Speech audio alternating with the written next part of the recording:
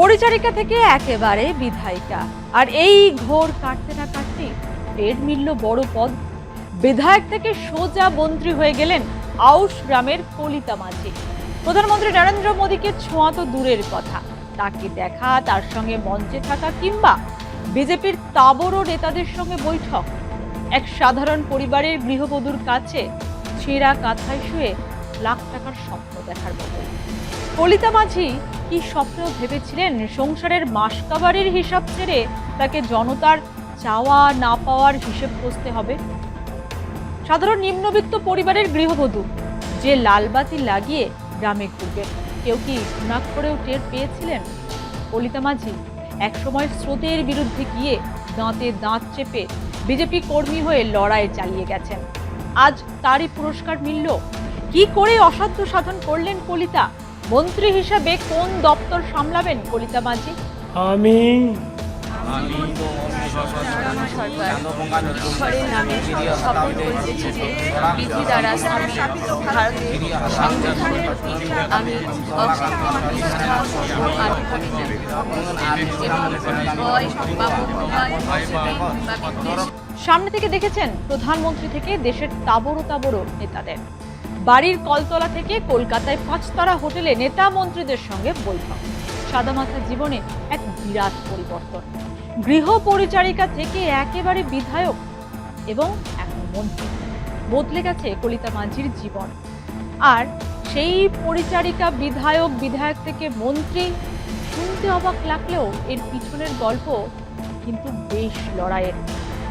মানুষের পাশে দাঁড়ানোর ইচ্ছাই কলিতা মাঝিকে টেনে এনেছে রাজনীতির ময়দানে। দারিদ্র্যের কারণে অন্যদের উচ্ছিষ্ট খাওয়া কলিতাই এখন মন্ত্রী। সোমবার রাজভবনে আয়োজিত এক বর্ণাঢ্য অনুষ্ঠানে মোট 35 জন বিজেপি বিধায়ক মন্ত্রী হিসাবে শপথ নিলেন। রাজ্য প্রশাসন সূত্রে খবর, যে সকল বিধায়ক মন্ত্রী হিসাবে শপথ নিলেন তাদের মধ্যে রয়েছেন 13 জন পূর্ণমন্ত্রী, ক্যাবিনেট পদমর্যাদা, 5 জন স্বাধীন দায়িত্বপ্রাপ্ত প্রতিমন্ত্রী এবং 19 জন প্রতিমন্ত্রী। আর এই 19 জন প্রতিমন্ত্রীর তালিকায় সবচেয়ে বড় চমক আউশ গ্রামের কলিতা মাঝি, যিনি নিজে একসময় পরিচারিকার কাজ করতেন। স্বামী কলের মিস্ত্রি, 2 সন্তানকে নিয়ে 4 জনের টানাটানির সংসার। বাড়তি রোজগারের জন্য গৃহ পরিচারিকার কাজ করতেন আউশ গ্রামের কলিতা মাঝি। এবার ভোটে জিতে পূর্ব বর্ধমান জেলার রাজনীতিতে নয়া আখ্যান লিখেছেন তিনি। বাড়ি বাড়ি কাজ করে মাসে 4000 টাকা উপার্জনকারী কলিতা এখন বাংলার বিজেপি সরকারের প্রতিমন্ত্রী। অতি সাধারণ বেশভূষা, সোনার অলংকারও নেই অঙ্গে। বিধায়ক তো হয়েছেন 1 মাস হলো, কিন্তু এখনো সেই সরল হাসি ঠোঁটে লেগে। তার এই অসাধ্য সাধনের গর্ব নেই মনে। খুব সাধারণভাবে সহাস্য মুখে জানালেন তার ভালো লাগার কথা, তার স্বপ্ন পূরণের কথা। আমি যখন বিধায়ক ছিলাম তখন নিজের বিধানসভা নিয়ে ভাবনা চিন্তা ছিল, এখন তার বিধায়ক থেকে আরো উপরে, তাহলে গোটা পশ্চিমবঙ্গের দায়িত্বে আছি, তখন সেটা বড় ধরনের চিন্তা ভাবনা হবে গোটা পশ্চিমবঙ্গের মানুষের জন্য, যে চিন্তা ভাবনা ছিল।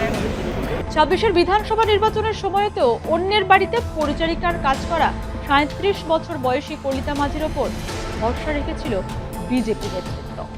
দলীয় নেতৃত্বের সেই আস্থার মর্যাদা দিয়েই বিধানসভা নির্বাচনে তৃণমূল কংগ্রেসের প্রার্থী শ্যামা প্রসন্ন লোহারকে 12,535 ভোটে পরাজিত করেছেন তিনি। বিধায়ক হিসেবে তার মূল লক্ষ্যর কথা জানাতে গিয়ে তিনি জানিয়েছিলেন, অনগ্রসর শ্রেণীর উন্নয়ন, পরিশ্রুত পানীয় জল, উন্নত রাস্তাঘাট, যুবকদের কর্মসংস্থান এবং নারী নিরাপত্তা সুনিশ্চিত করা।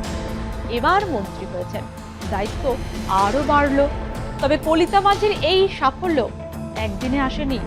ঘুষকরা পুরসভার 3 নম্বর ওয়ার্ডের মাঝপুকুর পাড়ের বাসিন্দা কলিতা মাঝি গত 1 দশক ধরে সক্রিয় রাজনীতির সঙ্গে যুক্ত।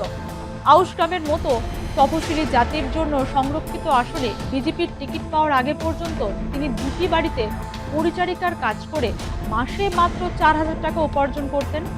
তার স্বামী সুব্রত মাঝি পেশায় একজন কলের মিস্ত্রি এবং তাদের ছেলে দ্বাদশ শ্রেণীর পরীক্ষায় ভালো নম্বর পেয়েও পাশ করেছেন।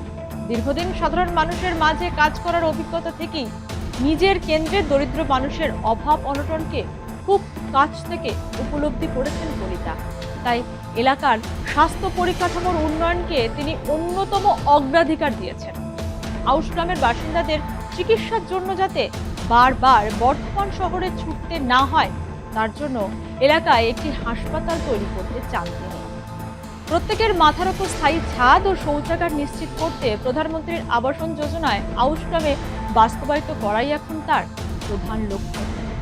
সংসার চালাতে হিমশিম খেলেও মানুষের পাশে দাঁড়ানোর ইচ্ছা কলিতাকে টেনে এনেছিল রাজনীতিতে। রাজ্যে তখন তৃণমূলের প্রবল হাওয়া, স্রোতের বিপরীতে হেঁটে বিজেপি দল করা কলিতার। 2021 সালে তাকে প্রথমবার বিধানসভা ভোটে প্রার্থী করে বিজেপি। সেবার কলিতার প্রতিদ্বন্দ্বী ছিলেন তৃণমূলের অভেদানন্দ থান্ডার। 11,815 ভোটে পরাজিত হয়েছিলেন কলিতা। অনেকেই তখন বলেছিলেন বিজেপি করার ফল ভুগতে হবে তাকে। হ্যাঁ, একটু ভুগেছেন, কিন্তু দল ছাড়েননি। গত 5 বছর দলের সংগঠনের সঙ্গে যুক্ত থেকেছেন, মানুষের সঙ্গে সম্পর্ক আরো দৃঢ় করেছেন। আজ তাই তিনি ভোটে জিতে বিধায়ক পদ পাওয়ার পর মন্ত্রী হলেন। এখন দেখার, পরিচারিকা থেকে মন্ত্রী হওয়া কলিতা মাঝি তার এলাকার উন্নয়নে কতটা অন্নপূর্ণা হয়ে ওঠেন।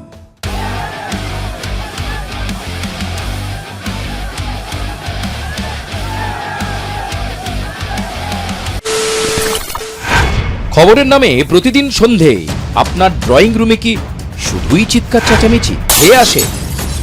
বিতর্কের নামে চলে গালাগালি আর কাদা ছোড়াছুড়ি। এবার সময় পরিবর্তনের, কারণ আমরা কান ফাটানো চিৎকারে বিশ্বাস করি না। আমরা বিশ্বাস করি খবরের সত্যতায়। আমরা কোনো পক্ষের হয়ে গলা ফাটাই না, আমরা সাধারণ মানুষের হয়ে প্রশ্ন তুলি। চিৎকার নয়, শুধু খবর হবে যেখানে বিতর্ক আছে কিন্তু কুৎসিত ঝগড়া নেই। সঠিক তথ্য, বিশ্বস্ত খবর। নজর রাখুন আর প্লাস নিউজে।